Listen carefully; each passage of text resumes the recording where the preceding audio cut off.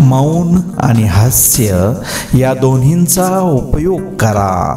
मौन आपलं रक्षा कवच आहे आणि हास्य स्वागताचे द्वार आहे।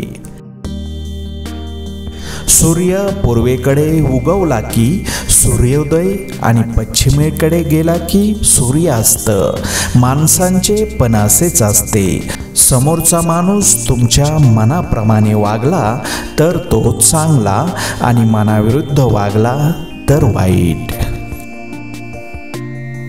जीवनात अडचणी कितीही असोत, चिंता केल्यावर त्या वाढतात, शांत राहिल्यावर त्या कमी होतात आणि संयम राखल्यास त्या नक्कीच संपून जातात।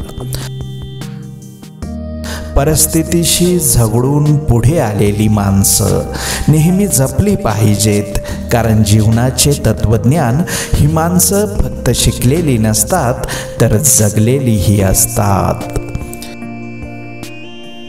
कडकडून भूक लागली की चटणी भाकरी पुरेशी असते आणि भरल्या पोटी पंचपक्वान्नही नकोस होतं, तेव्हा योग्य वेळी जे मिळतं तेच आपलं।